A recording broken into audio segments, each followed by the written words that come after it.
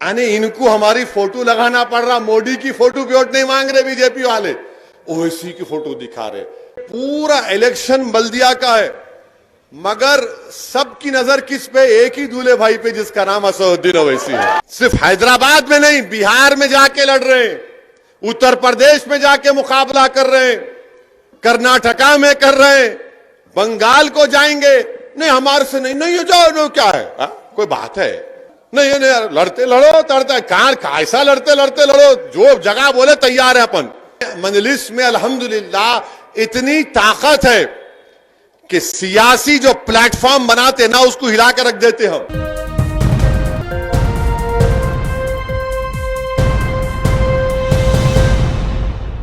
मेरे अजीज दोस्तों और बुजुर्गों, लाल टेकरी डिवीजन में यहां पर मजलिस ने एक नए उम्मीदवार को आपके दरमियान में पेश किया है। मैं आपसे गुजारिश करने आया हूं कि आप मजलिस के उम्मीदवार और मजलिस पार्टी को कामयाब करिए। आपने हमेशा मजलिस को कामयाब किया है और इस बार भी आपको मजलिस का इंतखाबी निशान पतंग का है। पतंग के निशान पर आपको बटन नहीं दबाना है, बल्कि अब की बार बैलेट पेपर होगा। बैलेट पेपर लेने के बाद जहां पर पतंग का निशान होगा, वहां पर आपको स्टैंप या मोहर लगाकर उस बैलेट पेपर को एहतियात से फोल्ड करके आपको उसको डब्बे में डालना है। अब जो अहम जो बात मैं आपके सामने करने को आया हूं, ये एक बल्दिया का इलेक्शन है और बल्दिया के इलेक्शन में जाहिर है बल्दी मसाइल है, बरखी के मसाइल है, आबरसानी के मसाइल है, मगर ये पहला बल्दिया का इलेक्शन है जहां पर बीजेपी, टीआरएस, कांग्रेस की तरफ से बल्दी मसाइल के ऊपर बात नहीं हो रही। अब मिसाल के तौर पर बीजेपी ये कह रही है कि हैदराबाद की वोटर लिस्ट में 40,000 रोहिंग्या लोगों के नाम हैं। बल्दिया का इलेक्शन है। बीजेपी ये भी कह रही है कि यहां पर टेररिज्म बढ़ रहा है। बल्दिया का इलेक्शन है और साथ ही साथ अब तो मरकजी वजीर इत्तलात, इंफॉर्मेशन एंड ब्रॉडकास्टिंग मिनिस्टर जनाब प्रकाश जावड़ेकर भी पैराशूट से उतर चुके हैं हैदराबाद में, और उन्होंने भी कह दिया कि कांग्रेस को वोट दिए तो मजलिस को फायदा, टीआरएस को वोट दिए तो ओवैसी को फायदा। ये इनका। अब कांग्रेस पार्टी क्या बोलती है? इन्हू बी टीम है, इलेक्शन बल्दिया का है, इन्हू बी टीम है, इन्हू वोट काटते। बल्कि कांग्रेस के एक बड़े ज़हीन एमपी है, बहुत ज़हीन है, बड़े अक्लमंद है भाई, उन्होंने बहुत टॉप का दिमाग है, उफ, माने ट्यूबलाइट बोलना भी बेकार है उनको। तो उन्होंने एक प्रेस कॉन्फ्रेंस में ये बोले कि पिछले साल नवंबर दिसंबर में असदुद्दीन ओवैसी राजभवन में जब president of India Ramnath Kovind आए थे, तो गवर्नर साहिबा ने पूरे पार्टी एमपीओ को बुलाया, भाई प्रेसिडेंट आ रहे हैं, आप भी, हम भी गए, सदर जमहूरिया है, जाना है। तो वहां पर उन्होंने एक वीडियो दिखाई कि पूरे राजभवन में 100 लोग बैठे हुए हैं।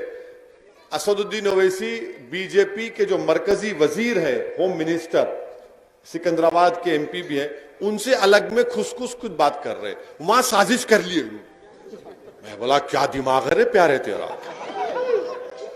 माने राजभवन में सबके सामने मैं साजिश कर रहा हूं। मेरे को वही जगह मिली, दूसरी जगह नहीं मिलती। मैं आता था कहीं भी नहीं। अच्छा, फिर टीआरएस के लोग बोल रहे, इनके एक पावर मिनिस्टर है, क्या नाम उनका, जगदीश्वर रेड्डी गारू। जगदीश्वर रेड्डी गारू बोल रहे, ओ बीजेपी वालों, तुम्हारे मोदी नहीं मिले वो इस हिसाब से अकेले में। ये पूरा इलेक्शन बल्दिया का है, मगर सबकी नजर किस पे? एक ही दूल्हे भाई पे, जिसका नाम असदुद्दीन ओवैसी है।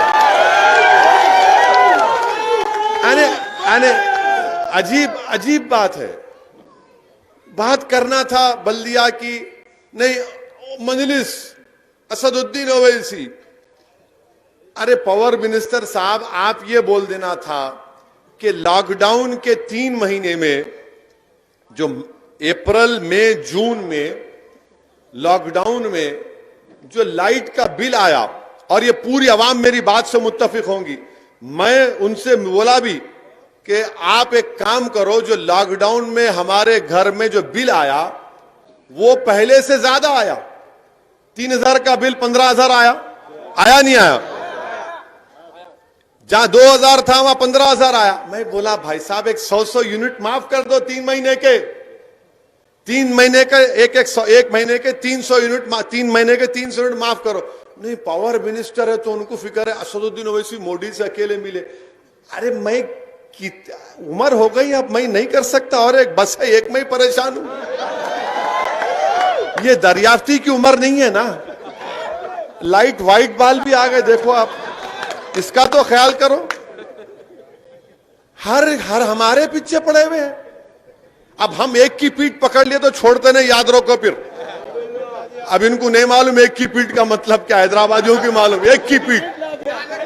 हाँ, अब बीजेपी वाले ने इनको वोट दिए तो इनको फायदा, उनको वोट दिए तो उनको फायदा। अरे तुम दो ना कर दो, मेरे को फायदा होगा इंशाअल्लाह होगा। इनको वोट दिया। अरे बीजेपी वालों, ये बताओ आप, 2019 से लेकर 2020 नवंबर तक आपकी हुकूमत ने तेलंगाना और हैदराबाद की तरक्की के लिए मिनिस्ट्री ऑफ अर्बन अफेयर्स के तहत आपने हैदराबाद की तरक्की के लिए कितना पैसा दिया? हैदराबाद में सैलाब आया था, बहुत सी जगहों पर सैलाब आया, बारिश आई, कई लोगों के हजारों की तादाद में घर का सामान खराब हुआ, बर्बाद हुआ, लोगों की जानें गई। मरकजी टीम आई, कब आई? जब पानी पूरा उतर गया था। खैर आए हाफिज बाबा नगर के पास। मैं उस टीम को रोककर, मैं उस टीम के ऑफिसरों को बोला कि जरा रोकिए गाड़ी। अरे हम जाना है, मतलब नहीं जा सकते, ठहरो जरा, उतरो, बात करना है दूल्हे भाई से, उतरो जरा। तो खैर उन्होंने बड़ी मुश्किल से, क्या है बोले। मैं बोला देखिए, गवर्नमेंट का जियो है, अगर गवर्नमेंट ऑफ इंडिया यानी बीजेपी की सरकार तेलंगाना में, हैदराबाद में जो सैलाब से बर्बादी आई, अगर आप इनको फाइनेंशियल हेल्प करेंगे तो गवर्नमेंट के जियो में क्या लिखा हुआ है कि अगर किसी के घर में पानी आया, पार्शली डैमेज हुआ, तो 25% या 20% स्टेट गवर्नमेंट, बाकी गवर्नमेंट ऑफ इंडिया। तो अब ये 10,000 रुपये जो मिले आपको, उसमें एक एक घर को कम से कम 80,000 से 1 लाख मिलना था, तो बीजेपी वाले नहीं दिए। अगर बीजेपी पैसे दे देती तो जो गरीबों का नुकसान हुआ, जो 10,000 उनको मिले, उनको एक एक को 80,000 1 लाख मिलते। अब जब हम ये बात कर रहे तो उन्होंने बोल रहे नहीं, दूल्हे भाई का जिक्र करेंगे, 80,000 की बात मत करो। अरे आप पैसे दे देते तो गरीबों का फायदा होता, नहीं उनको वोट दिए तो ऐसा। अरे भाई, रोहिंग्या अगर हैदराबाद में है तो फिर अमित शाह क्या कर रहे, होम मिनिस्ट्री क्या कर रही, इंटेलिजेंस ब्यूरो क्या कर रहा? निकालो उनको। हम क्या रोक रहे हैं उनको? हमारे को क्या करना है? नहीं वोटर, अच्छा वोटर लिस्ट में तो बताओ, वोटर लिस्ट चलो निकालो, एक 100 नाम दिखाओ हमारे को इलेक्शन होने तक। मैं चैलेंज कर रहा हूं, 100 नाम दिखाओ तुम, चलो। वो भी नहीं दिखाते। अच्छा वोटर लिस्ट मैं दारुसलाम में बैठ के बनाता हूं। अब बोलो, दिमाग देखो प्यारों का। क्यों ट्यूबलाइट भी बोलना बेकार है लोगों को, थम्स अप भी नहीं बोल सकते उनको। वोटर लिस्ट मैं बनाता हूं, वोटर लिस्ट आप बनाते हो, voter list election commission of India बनाता है, voter list state election commission बना। नहीं 40,000, अरे निकालो ना, 1,000 नाम तो दिखाओ। मगर मकसद क्या है कि यहां पर हिंदुओं और मुसलमानों में नफरत पैदा हो जाना, और यह डर पैदा, रोहिंग्या अगर कहां है? हां रोहिंग्या है, उनको government of India, United nation मिलकर एक कार्ड दिए, कार्ड, वो कार्ड पे उनका आपका रिकॉर्ड है।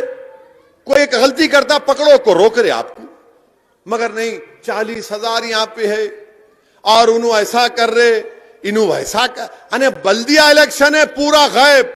बहस क्या हो रही? असदुद्दीन ओवैसी, मजलिस इत्तेहादुल मुस्लिमीन, टीआरएस भी बोल दिए कि हमारा इनसे अलायंस नहीं है। अरे आपके पास कौन गया था भाई? आपको ना हमारे को भी नहीं होना, जाओ लड़ो, हम भी लड़ते तुम्हारे से। हम सारे हिंदुस्तान में जाके लड़ रहे, सिर्फ हैदराबाद में नहीं, बिहार में जाके लड़ रहे हैं, उत्तर प्रदेश में जाके मुकाबला कर रहे हैं, कर्नाटका में कर रहे हैं, बंगाल को जाएंगे। नहीं हमारे से नहीं, नहीं जाओ, नो क्या है? कोई बात है? नहीं नहीं, लड़ते लड़ो, तड़ते कहां, ऐसा लड़ते लड़ते लड़ो, जो जगह बोले तैयार है अपन। कहां लड़ते बोलो आप? वो गया जमाना, आप वो गया जमाना, डराना डराना गया जमाना, भूल जाओ आप। हमारे से नहीं है, नहीं है, जाओ देंगे, ठेंगा ठेंगा, कट्टी कट्टी, जा देखेंगे क्या होता है। तो अल्लाह ने, अरे क्या करना, नहीं है, नहीं है, नहीं है, क्या करना है, नको रखो। वो कौन पीछे पड़े है? क्या कोई शादी करे थे क्या? वादा करेंगे खर्जा देने? सियासत है, सियासत है। आपको नहीं होना, हमारे को भी नहीं होना। हम क्या बोल रहे हैं? हमारे को क्या करना है? हमारे में मजलिस में अल्हम्दुलिल्लाह इतनी ताकत है कि सियासी जो प्लेटफॉर्म बनाते ना, उसको हिला कर रख देते हम। ये अल्लाह ने इतनी ताकत दी है। अब बार बार पूरा, मेरे से आज मीडिया वाले एरागढ़ा में दौरा कर रहा था, यही बोले, इन्हों ऐसा बोले आपके बारे में, इन्हों ऐसा बोले, इन्हों ऐसा बोले, इन्हों ऐसा बोले। अब मैं सोच रहा था क्या बोलूं, तो अचानक माशाल्लाह दिमाग में 3 मार शुरू हो गया। तो मैं बोला, देखो हैदराबाद में कहावत है, गरीब की जोरू सबकी भाभी कहते है ही नहीं, है नहीं। वो क्या है? मैं लाओ जाके समझ जाओ। अब नहीं, बस आप हर चीज पर नहीं समझा सकते। ये क्या है? बोला यही है, गरीब की जोरू सबकी भाभी। अरे कुछ इलेक्शन हो रहा, अच्छा बीजेपी वाले वो निकाले इलेक्शन मैनिफेस्टो, उस इलेक्शन मैनिफेस्टो में तो मजा आ गया। कैसा मजा आया? मोदी की फोटो नहीं है, दूल्हे भाई की फोटो है यार। अब बताओ आप, हैदराबाद के 150 सीट है, मगर फोटो किसकी? असदुद्दीन ओवैसी की, और वो भी कैसी? टोपी पहन के दाढ़ी की फोटो। आ गए नहीं आ गए बोलो आप। देखो आप, ये मजलिस की ताकत है। यानी इनको हमारी फोटो लगाना पड़ रहा, मोदी की फोटो पे वोट नहीं मांग रहे बीजेपी वाले, ओवैसी की फोटो दिखा रहे। अरे भाई साहब, इतनी बड़ी तादाद में हमारे हिंदू भाई, दलित भाई, ओबीसी से ताल्लुक रखने वाले मजलिस में शामिल हो रहे, आप ये समझ रहे ओवैसी की फोटो दिखाएंगे तो नहीं बोलता, अब वाह क्या हैंडसम है रे। बोलते ना, हर आदमी अपने आप को हैंडसम बोलता, मैं भी बोल सकता हूँ। ये तो मेरी अम्मा है, फिर घर में हमारे और एक है, उन्हें बोलेंगे तुम क्यों नहीं बोले, तो बोलना पड़ता, मगर देख के बोलेंगे अरे वाह इन्हें अच्छा ही दिख रहा, इन्हें गुड लुकिंग, नॉट बैड। और हो सकता है कि फोटो पे भी वोट मिल जाए इंशाअल्लाह होता है।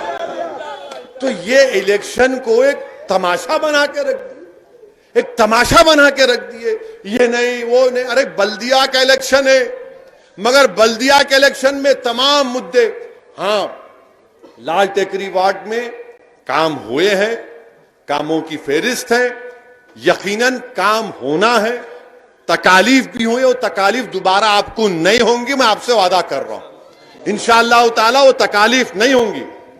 जो तकालीफ हुई, मुझे पूरी इंफॉर्मेशन है उसकी, और इंशाअल्लाह ताला वो तकालीफ आपको नहीं होने देंगे।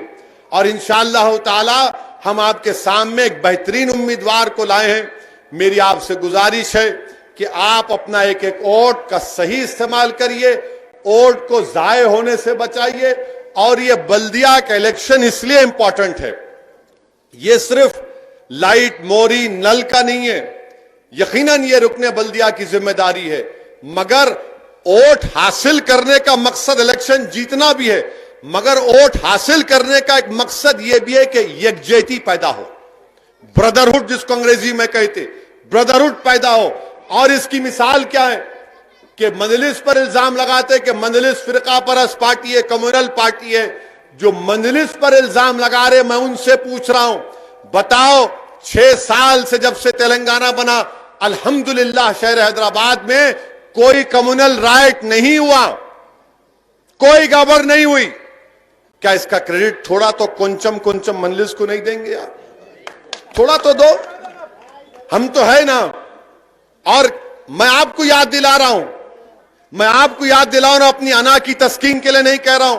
2008 में जब मरहूम कायद सालार मिल्लत का इंतकाल हुआ था, इसी चिंतल बस्ती में हिंदू और मुसलमानों में झगड़ा हुआ था रात में। 2008, आज से 12 साल पहले, मैं अपने वालिद की तदफीन के बाद अपने घर में बैठा हुआ था। रमजान का महीना था, शायद चांद रात थी। उस वक्त कुछ टेंशन हो गया था चिंतल बस्ती में, तो मेरे को फोन आया। मौजम नाब एमएलए थे, यहां के आपके जिम्मेदारों ने फोन करके कहा कि असद साहब जरा इमरजेंसी है। मैंने कहा बोलिए। बोले ऐसा वाकया हो रहा, जरा आप आ जाओ। मैं 1 मिनट भी नहीं सोचा, अपनी मां के पास बैठा था और कहा था, हमारी मां ने कहा कि जाओ। मैं दौड़ता हुआ आपके दरमियान में आया। उस वक्त टास्क फोर्स में एक ऑफिसर थे, कमलासन रेड्डी थे। उनके साथ बैठ के हम हमारे हिंदू भाइयों से बात किए, मुसलमानों से बात किए। बात तो ज्यादा गड़बड़ हो गई थी, खत्म कराए 3-4 घंटे तक।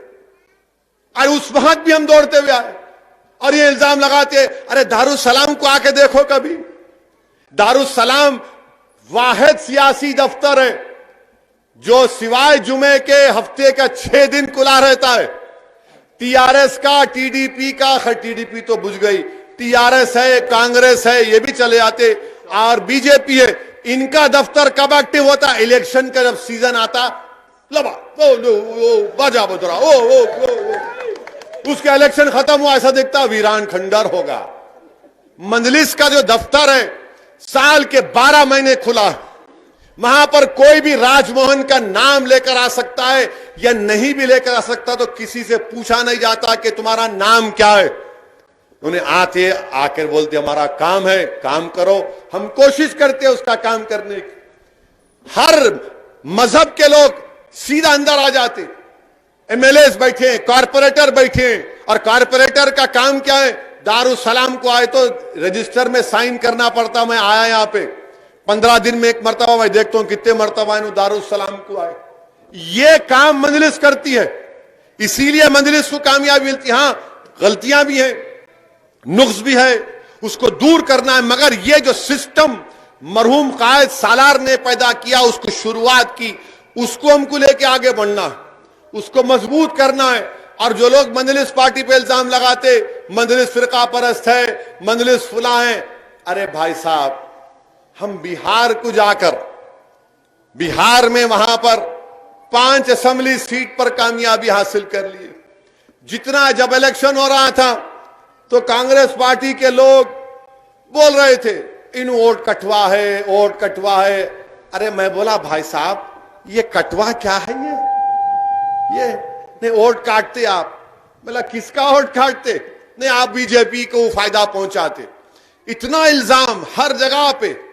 अच्छा, हद तो यह हो गई कि राहुल गांधी का जलसा हुआ तो राहुल गांधी तकरीर में क्या बोल रहे हैं मालूम आप? ये कौन बाहर वाला आया जो हेलीकॉप्टर में उड़ रहा है? क्यों, क्या आपके खानदान वाले उड़ेंगे हेलीकॉप्टर में? हमने उड़ना? अरे उड़ते बाबा, बहुत उड़ेंगे इंशाअल्लाह ताला, तुम्हारे सामने उड़ेंगे। मैं उन्हों कैसा उतर रहे, उन्हों कैसा उड़ रहे। ये इनका मिजाज है कि कौन है लोग जो हमारे सामने खड़े हो रहे हैं, कौन है लोग जो हमको हमारी आंखों में आंखें डालकर मजलूम अवाम की आवाज बनकर उनके हक का मुतालबा कर रहे हैं। इनको ये पसंद नहीं है, इनको उड़ने वाला पसंद नहीं है, इनको दौड़ने वाला पसंद नहीं है। ये कैसा? मेरे को एक कांग्रेसी बोले, रे क्यों आया हैदराबाद से बिहार? मला क्यों, आपकी अम्मा के जहेज में आया क्या? बोले ये क्या जबान है? मेला जबान ऐसी होती, जबान ऐसी होंगी, जवाब भी ऐसी होगा। तुम सवाल करेंगे तो सवाल का जवाब एंट्री टाइम मिलेगा आपको। अरे आप बताओ, हम 5 साल पहले गए, 5 सीट लड़े, 4 पे जमानत जब्त, 1 पे जमानत बचाए। 5 साल मेहनत किए, खूब मेहनत किए। साल में 2 मरतबा मैं जाता था बिहार को, वहां पर काम किए। आज बिहार की सीमांचल जो बिहार का इलाका है, पूरे हिंदुस्तान का सबसे बैकवर्ड एरिया, सबसे बैकवर्ड एरिया। अगर आप वहां जाएंगे बास गांव में, बच्चों के जिस्म पर कपड़े नहीं दिखेंगे आपको। 2020 इंडिया में हम रह रहे हैं, भारत को आजाद होकर 70 साल हो चुके हैं और बच्चों के जिस्म पर कपड़ा नहीं है। बच्चों के जिस्म पर कपड़ा नहीं है। हमारे पास बारिश आई, एक उसमें कई घरों में लोगों का नुकसान हुआ। आपको मालूम, हर साल सीमांचल के इलाकों में बारिश आती, 2-2 महीने लोग अपने घर को छोड़ के दूसरी जगह रहे थे। 2-2 महीने।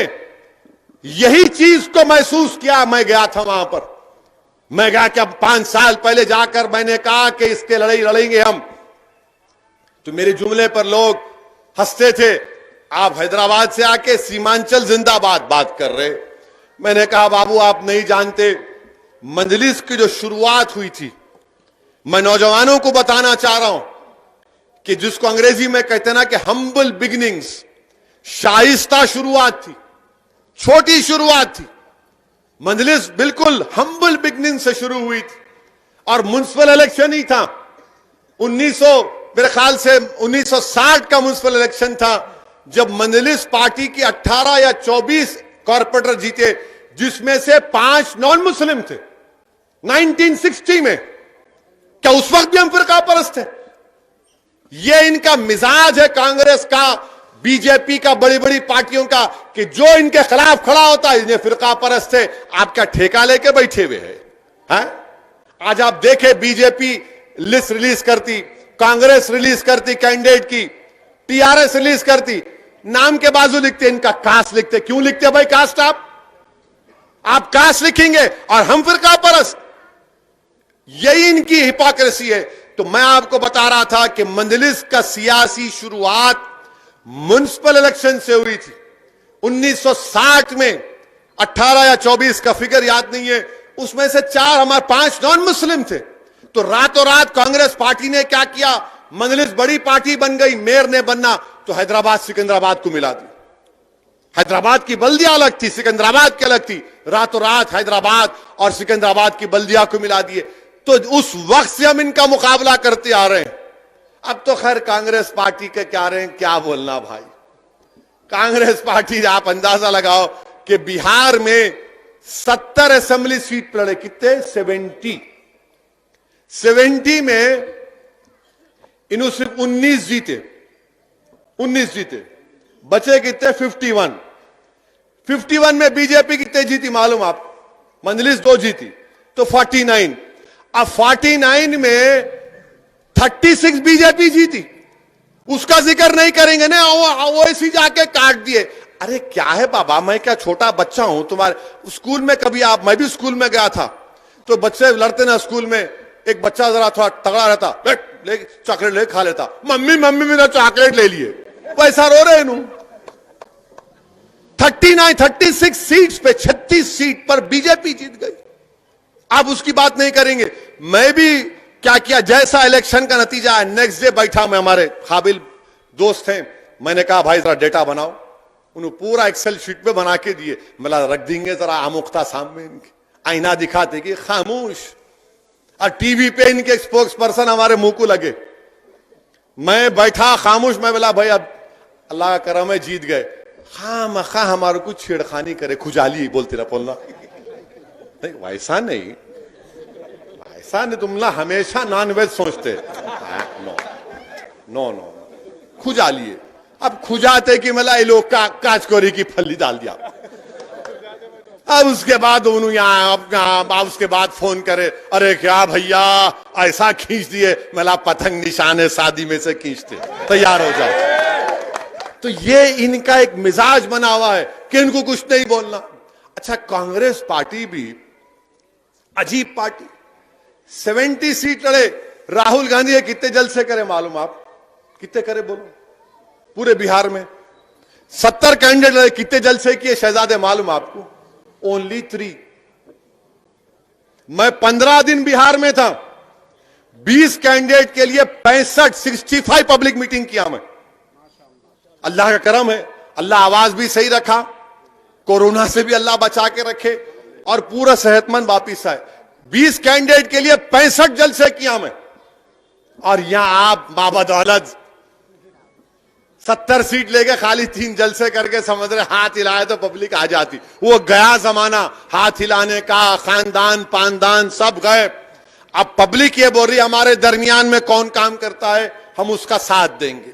अब ये इलेक्शन इंपॉर्टेंट इसलिए भी है, मजलिस को वोट देना इसलिए भी इंपॉर्टेंट है, जरूरी है कि पूरे मुल्क में 200 म्युनिसिपल कॉरपोरेशन है। कितने हैं? 200। सनोवर कितने हैं? 200। 200 बोलो। हाँ, 200 म्युनिसिपल खामोश है अभी, माशाल्लाह। 200 म्युनिसिपल कॉरपोरेशन है पूरे कंट्री में। 200 म्युनिसिपल कॉरपोरेशन में एक ही म्युनिसिपल कॉरपोरेशन था जिसने CAA NPR NRC के खिलाफ रेजोल्यूशन पास किया। मैं माजिद हुसैन को बोला जाओ बल्दिया में जाके CAA NPR NRC पर रेजोल्यूशन पास करो, तो पूरे मुल्क में सबसे पहले अगर कहीं पर हुआ तो ग्रेटर हैदराबाद म्युनिसिपल कॉरपोरेशन में मजलिस की नुमाइंदगी पर CAA NPR NRC के ऊपर रेजोल्यूशन पास हुआ। उसके बाद मालेगांव में हुआ। अब वो भी तकलीफ है बीजेपी वालों को, ये क्या कर दिए इन्होंने, कहां से आता दिमाग में? अरे दिमाग में बहुत से चीजें हैं, तुम समझ नहीं रहे हमारे को। हमने रेजोल्यूशन पास किया, क्यों पास किया? ताकि अवाम तक पैगाम पहुंचाया जाए जो धूप में खड़े होकर हमको वोट डाले, कि उनके दिलों में जो तकलीफ हो रही है, जो कानून हिंदुस्तान के अंबेडकर के कानून के खिलाफ बनाया गया, उसके खिलाफ रेजोल्यूशन पास करवाया गया GHMC में। यह मजलिस का काम है। इसीलिए मेरे भाई, वोट सिर्फ लेना नहीं है, कॉरपोरेटर बनना सिर्फ मकसद नहीं है, बल्कि यकजहती को कायम करना, ब्रदरहुड को कायम करना। और जब बातिल ताकतों के तूफान तुम्हारे घर पर आकर दस्तक देंगे तो उस वक्त मजलिस इत्तेहादुल मुस्लिमीन की तारीख गवाह है कमदन बातिल ताकतों के तूफानों को अपनी सियासी ताकत और तुम्हारे इत्तेहाद की कुव्वत पर उन तूफानों का खात्मा किया जमहूरी तरीके से। यह मकसद है। इसीलिए मैं आपसे अपील कर रहा हूं कि 1 दिसंबर के दिन सुबह सुबह अपने घर से निकलिए। मैं नौजवानों से खास तौर से अपील कर रहा हूं कि मोटरसाइकिल निकाल के जरा देखता हूं अब स्कूल में क्या हो रहा, मासाब टैंक में क्या हो रहा, बैठ एक काट मार के दे। नहीं मेरे भाई, मोटरसाइकिल या गाड़ी निकालिए, पहले अपने माँ बाप को, अपनी अहलिया को, अपने घर वालों को लेकर जाइए। उनका वोट डलाने के बाद जब मानो निकलो, आप जाके निकलो। और जब पोलिंग बूथ को जाएंगे आप तो बैलेट पेपर होगा। बैलेट पेपर में आप जहां पे पतंग दिखेगा, मर उठाइए, ठपाटप ठपाटप ठपाटप ठपाटप ठपाटप ठपाटप मार के, और ऐसा मारना है कि शादी में से डाल के खींच खींचे खींचे खींच खींच साफ पूरा मैदान। अब आपसे नौजवानों से भी गुजारिश है, जरा मेरे भड़काओ भाषण को जरा उस पे डालो। किस पे? व्हाट्सएप पे। वो फेसबुक फसाद बुक है, फेसबुक नहीं है वो, फसाद बुक उसका नाम। फिर उसके बाद आपका ट्विटर, स्नैपचैट, स्नैपचैट भी है। अरे क्या क्या नाम बोले अब्बा, क्या बोला देखो जरा। हाँ हाँ वही इंस्टाग्राम। हाँ तुम है इंस्टाग्राम पे? हाँ अम्मा, देखना पड़ेगा क्या क्या कारनामे कर रहे तुम। हाँ उफ, बहुत तेज है भाई। तो बहरहाल ये में मकसद क्या है कि अपना पैगाम पहुंचे। आप वो कर सकते, हमारी मदद कर सकते, सबसे अपील करिए। और ये पूरे आपके इस मोहल्ले में, इस गार्ड में एक एक हमारे बुजुर्गों से, हमारी इज्जतदार माँ और बहनों से मेरी पुरजोर अपील है, गुजारिश है कि आप अपना वोट इस्तेमाल करिए, पतंग के निशान पर अपनी पार्टी को कामयाब करिए। हमको अपने शहर को बचाना है, अपने शहर के अमन को और मजबूत करना है। ये आपका हैदराबाद है, ये मेरा हैदराबाद है, ये हम सब का हैदराबाद है, ये हमारी पहचान है, ये हमारा एक कल्चरल का सिंबल है ये। और सही मानों में अगर पूरे मुल्क में अगर कहीं गंगा जमुनी तहजीब या मुल्क की डाइवर्सिटी, मुल्क का प्लुरलिज्म कहीं पर दिखता है तो सरजमीन हैदराबाद पर नजर आता है। इसीलिए आप तमाम से मेरी गुजारिश है कि अपना एक एक वोट का इस्तेमाल करिए, मजलिस पार्टी को कामयाब करिए। यह समझिए कि आप कैंडिडेट हैं, आपको अपने आप को कामयाब करना है, अपनी पार्टी को कामयाब करिए। यही चंद गुजारिशात मुझे आप तक कहना था। मुझे एक और मीटिंग में जाना है, इसलिए आपसे रुख्सत होता हूं। वाखिर दावाना अल्हम्दुलिल्लाहि रब्बिल आलमीन। अस्सलाम वालेकुम। सभी अहम खबरों के लिए न्यूज़ MX को सब्सक्राइब करें, साथ ही बेल आइकॉन को जरूर दबाएं। लाइक, शेयर, कमेंट करना ना भूलें।